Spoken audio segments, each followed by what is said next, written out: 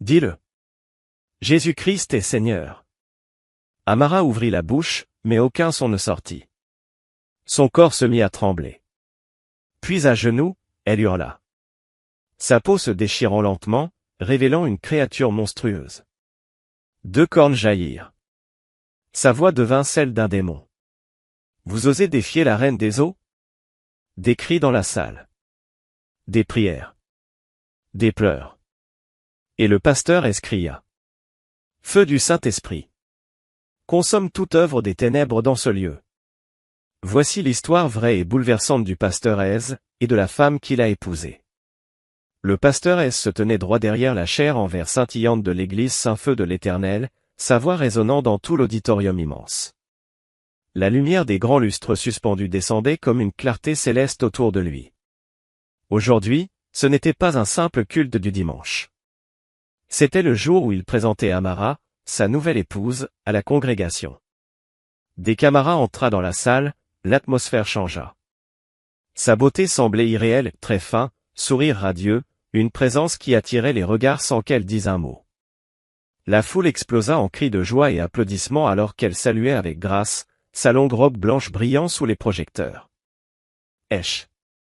Notre maman Géo est trop belle au haut, s'écria une femme dans la section des dames. Le pasteur S sourit fièrement et lui prit la main. Frères et sœurs, dit-il, la voix chargée d'émotion, voici l'os de mes os, la chair de ma chair. Le Seigneur m'a véritablement béni. Après les présentations et une pluie de photos, les jeunes mariés se retirèrent dans le presbytère, un manoir luxueux construit juste derrière l'église. Leur vie de couple commença dans la joie, et toute l'assemblée était en ébullition. Les semaines passèrent, et des choses étranges, mais merveilleuses commencèrent à se produire. Les témoignages de guérison miraculeuse se multipliaient chaque dimanche. J'étais aveugle, mais maintenant je vois. Cria une femme en dansant sur l'autel. Des hommes d'affaires de l'église racontaient des percées financières incroyables. Pasteur. Je viens de signer un contrat de plusieurs millions de dollars avec une société étrangère. Lança un homme en agitant des papiers. Encore plus surprenant, des invitations affluaient des églises étrangères d'Amérique, d'Europe, d'Asie pour inviter le pasteur Ez à prêcher. Le nom de Saint-Feu de l'Éternel devenait mondialement connu. Amara restait à ses côtés à chaque étape, belle et discrète, gagnant le respect et l'admiration de toute l'église. Vraiment, le pasteur Ez a trouvé grâce, disait souvent la diaconesse Myriam à qui voulait l'entendre. Mais sous les réjouissances et les miracles, une obscurité silencieuse commença à s'infiltrer sans être remarquée. Un à un, les guerriers de prière, le pilier spirituel de l'église, tombaient malades. D'abord frère Chuck, puis sœur Kémy, et même l'ancien Ojo, qui n'avait jamais manqué une veillée de prière en 20 ans. Les médecins ne trouvaient rien d'anormal. C'est juste de la fatigue, disait-il. Mais ceux qui connaissaient la ferveur de ces priants savaient que quelque chose n'allait pas. Des rêves sombres hantaient les fidèles.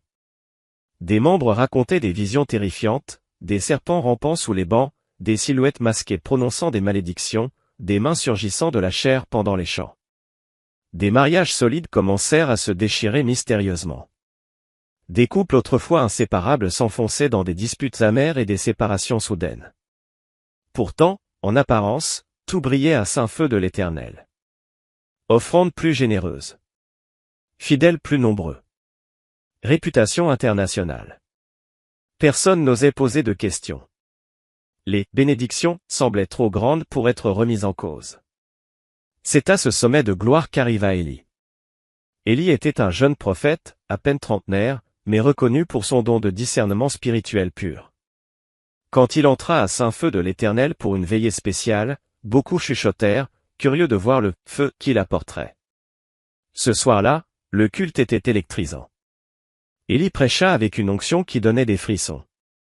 En priant pour les gens, beaucoup tombèrent sous l'onction, pleurant, tremblant, alors que des chaînes invisibles se brisaient. Après la bénédiction finale, alors que la foule se dispersait, Élie resta près de l'autel, les yeux scrutant lentement le bâtiment. Le pasteur Ez, chaleureux, s'approcha et lui tapota légèrement le dos. « Homme de Dieu, tu as apporté du feu ce soir. Que Dieu te bénisse. » Élie força un sourire, mais ne rit pas. Il se pencha plutôt vers lui et murmura. « Homme de Dieu, ton autel est souillé. Un serpent dort près de ton oreiller. » Le pasteur fronça les sourcils, reculant légèrement. « Que dis-tu là ?» Élie secoua tristement la tête. « Tu marches sur de l'or, mais dessous, il y a des sables mouvants.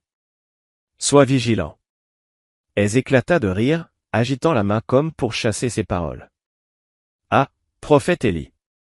Tu es encore jeune. Tu comprendras avec le temps ce qu'est vraiment le poids du ministère. » Élie soupira profondément. « L'orgueil aveugle, pasteur. Que le Seigneur ouvre tes yeux avant qu'il ne soit trop tard. » Puis il s'éloigna. Le pasteur le regarda s'éloigner et rit encore. « Regarde ce petit garçon, marmonna-t-il. Il est juste venu semer le doute. Pas chez moi. » Ce soir-là, comme toujours, le pasteur s'agenouilla près du lit pour prier. Amara était déjà sous les draps, le visage paisible, l'observant. Mais ce soir, quelque chose clochait. Il peinait à ouvrir la bouche. Son corps semblait lourd. Ses paupières se fermaient malgré lui. « Je dois prier, je dois, » balbutia-t-il. Mais en quelques secondes, il s'écroula sur le lit, ronflant doucement. Et alors, tout commença. Dans son rêve, il se retrouva allongé sur le même lit. Mais la chambre était plus sombre. Plus froide. Et dans un coin de sa vision, un serpent noir s'approchait lentement, ses écailles brillantes comme du métal. Il voulut crier. Bouger. Mais il était paralysé. Le serpent grimpa sur le lit, s'enroula autour des pieds du lit, puis autour de son corps. Il serra. Fort. Et souffla un sifflement glacé directement à son oreille. Le pasteur se réveilla en sursaut, trempé de sueur. Le cœur battant, il se redressa d'un bond, essuyant son front. Quel genre de rêve est-ce que c'était? Murmura-t-il. Et c'est là qu'il la vit? Le pasteur resté allongé, raide sous les couvertures, chaque muscle de son corps tremblant.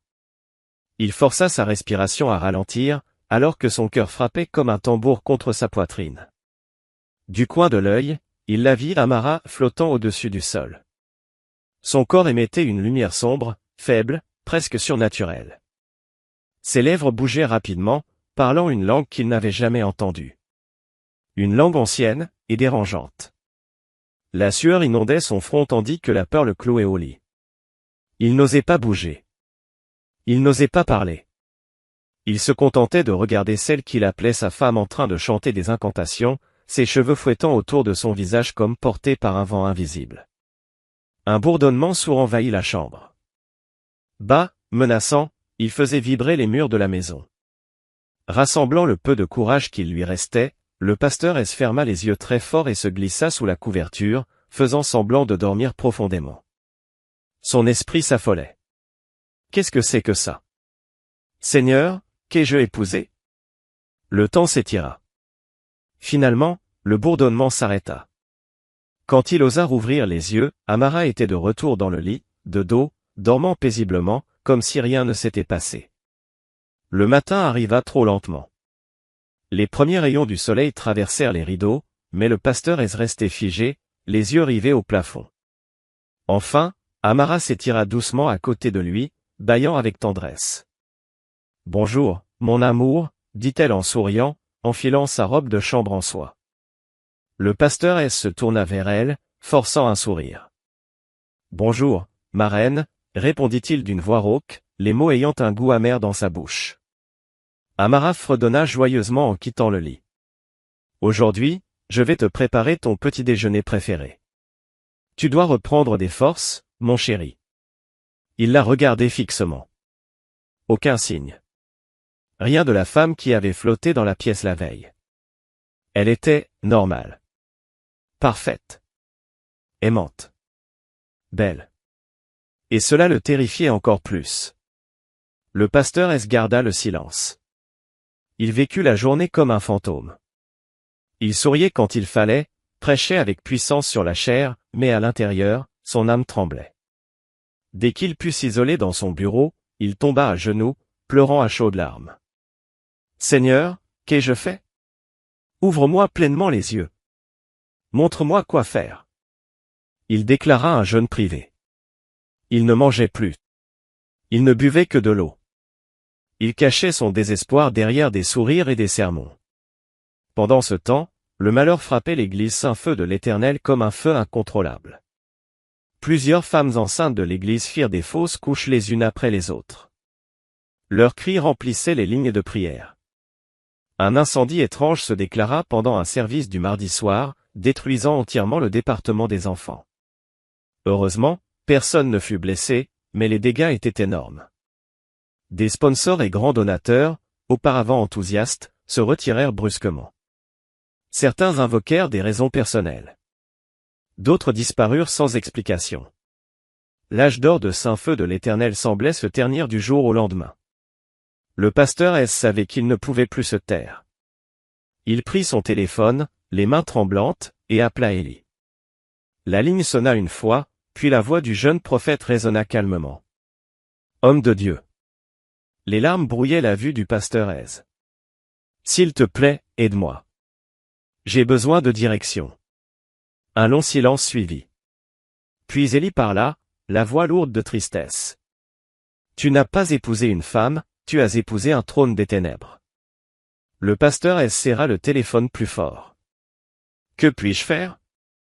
Ce combat n'est pas contre la chair et le sang, mais contre des puissances assises dans les lieux obscurs. Cela va te coûter. Es-tu prêt ? » Le pasteur ferma les yeux. Sans perdre de temps, il se retira dans sa salle de prière personnelle, verrouilla la porte, et se coupa du monde. Il commença un jeûne sec brutal de 21 jours, aucune nourriture, aucune eau, seulement des prières, des supplications, des cris vers Dieu. Les visions commencèrent immédiatement. La première nuit, il vit Amara. Mais pas comme sa femme.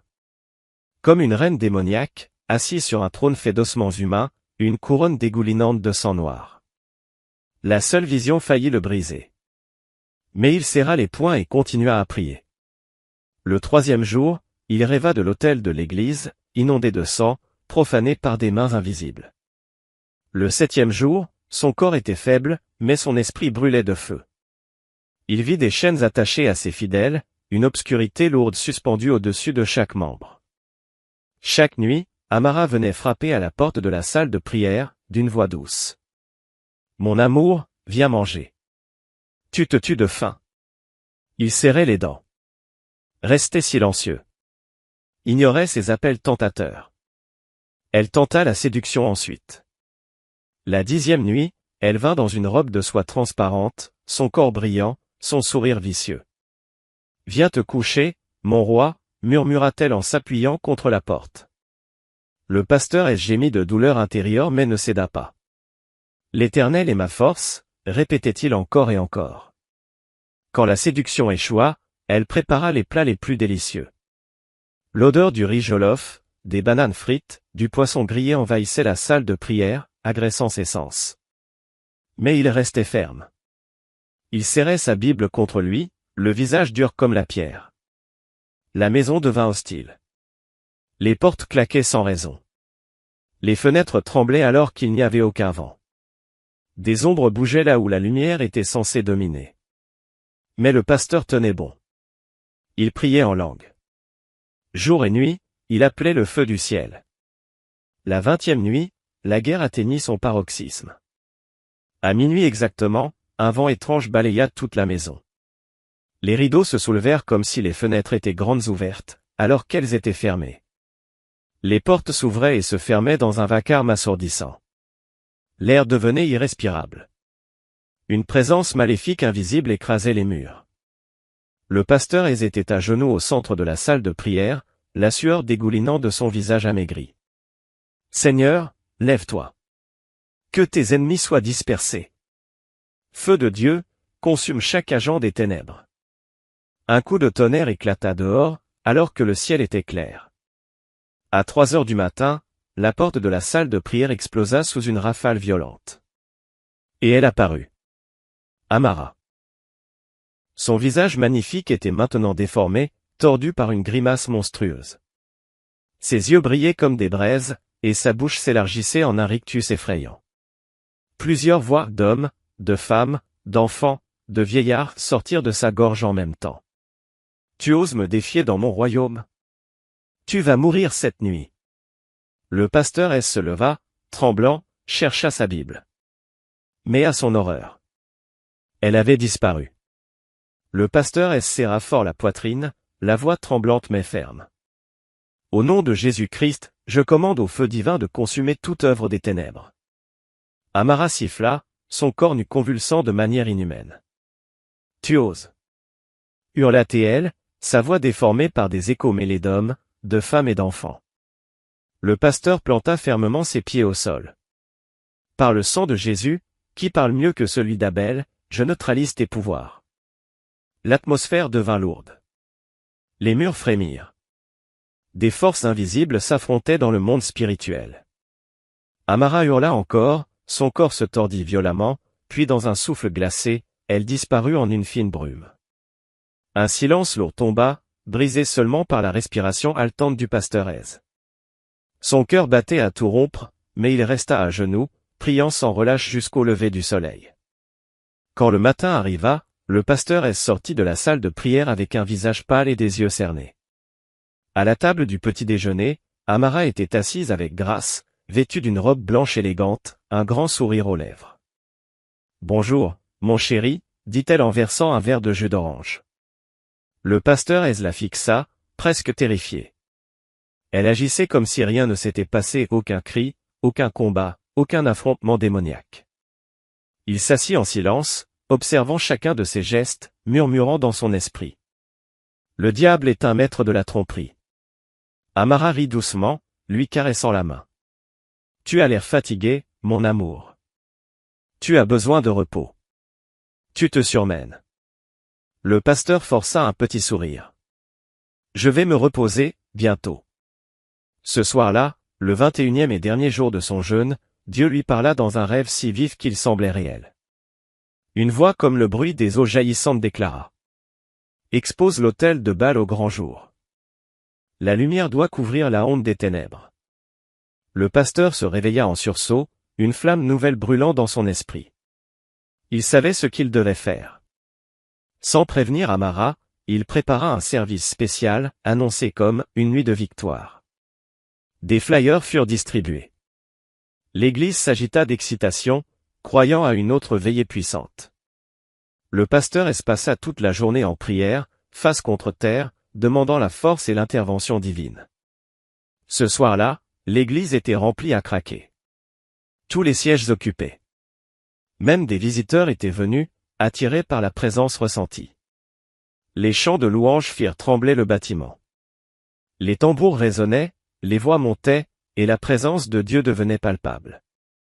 Au milieu du service, le pasteur prit le micro, la voix calme mais autoritaire. Il y a une affaire inachevée ce soir, déclara-t-il solennellement. Et elle doit être réglée avant d'aller plus loin. Des murmures traversèrent l'assemblée. Des regards confus s'échangèrent. Le pasteur leva la main.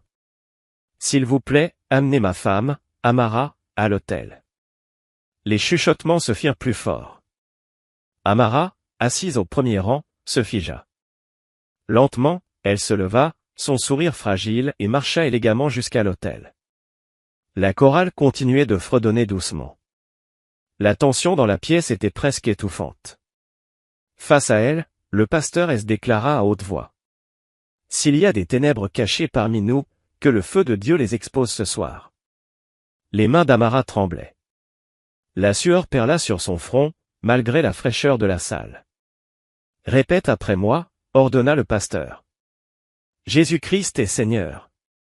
Amara ouvrit la bouche, mais aucun son ne sortit. Dis-le. Tonna le pasteur Ez. Son corps commença à trembler violemment. Ses jambes cédèrent, elle tomba à genoux. Dans l'assemblée, des cris s'élevèrent. Certains se mirent à prier en langue. D'autres pleuraient. Amara poussa un hurlement horrible, se griffant la peau alors que de la fumée semblait sortir de son corps. Devant tous, sa peau parfaite se déchira lentement, révélant une forme écailleuse, monstrueuse. 2 cornes jaillirent de son front. Ses doigts devinrent des griffes. Une voix démoniaque surgit de sa gorge. Imbécile! Vous osez défier la reine des eaux? Des enfants hurlèrent. Des adultes tombèrent à genoux, priant à haute voix. Le pasteur éleva la voix au-dessus du chaos. Astérisque astérisque feu du Saint-Esprit. Consomme chaque œuvre des ténèbres dans ce lieu, s'écria le pasteur avec une autorité céleste. Amara hurla, des flammes invisibles léchant sa peau démoniaque. Elle se débattait avec violence, cherchant à fuir, mais ses jambes refusaient de bouger. Elle était clouée là, au centre de l'autel, exposée à la lumière divine.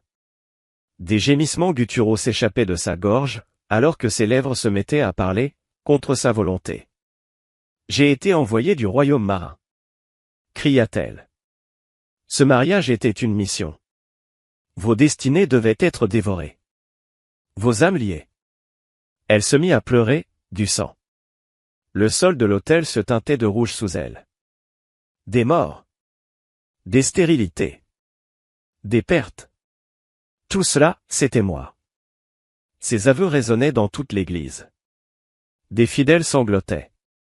D'autres hurlaient des prières de délivrance. Feu du Saint-Esprit. Sang de Jésus. Criaient les guerriers de prière, entourant l'autel comme un mur spirituel. La bataille était féroce. L'air vibrait, le sol tremblait, comme si le ciel et l'enfer s'affrontaient sur cet autel. Amara se déformait encore, passant d'une forme humaine à une forme monstrueuse, incapable de garder un visage fixe. « Vous ne pouvez pas gagner !» cria-t-elle. « Je suis ancienne. Je suis. Jésus-Christ est Seigneur sur tout trône ancien. » Rugit le pasteur rempli d'une sainte colère. Les intercesseurs tapèrent du pied, claquèrent des mains, invoquant le feu du ciel. Et les cieux répondirent. Un grand craquement, semblable au tonnerre, retentit dans le monde spirituel. Amara poussa un dernier cri, un hurlement qui secoua tout le bâtiment. Son corps explosa en une épaisse fumée noire, puis, plus rien. Elle avait disparu. Sans laisser de traces. Un silence sacré remplit l'église. Une paix surnaturelle descendit sur la salle. Un à un, les fidèles tombèrent face contre terre, en pleurs, se consacrant à nouveau à Dieu. Des chaînes se brisèrent dans l'invisible. Une nouvelle liberté enveloppa Saint-Feu de l'Éternel. Le pasteur monta lentement sur l'autel, épuisé, blessé, mais victorieux. Les larmes coulaient sur son visage alors qu'il levait les mains vers le ciel. « Seigneur, reconstruis-moi » murmura-t-il. « Reconstruis ton Église. Je suis à toi, pour toujours. » Une flamme invisible descendit sur les cœurs. La salle tout entière semblait respirer une nouvelle vie. L'autel en ruine témoignait silencieusement de la victoire obtenue par le sang, les larmes et une foi sans relâche. Le pasteur s'effondra à genoux, submergé, répétant. « Merci Jésus, merci mon Sauveur. » Dehors, le vent changea de direction. Une nouvelle saison venait de commencer. L'église Saint-Feu de l'Éternel allait se relever et plus pure, plus forte, inébranlable. Et le pasteur n'oublierait jamais la nuit où la lumière a triomphé des ténèbres profondes. Et toi, si tu avais été présent cette nuit-là, comment aurais-tu réagi en voyant le vrai visage d'Amara? Quelle leçon tires-tu de la détermination du pasteur Aurais-tu eu le courage d'exposer le mal en public, au risque de ta réputation? Dis-le en commentaire, ton avis compte. Merci d'avoir regardé cette histoire jusqu'à la fin. Si elle vous a touché, aimez la vidéo, abonnez-vous à la chaîne et partagez autour de vous. D'autres récits bouleversants et inspirants arrivent très bientôt. À très vite pour une nouvelle histoire.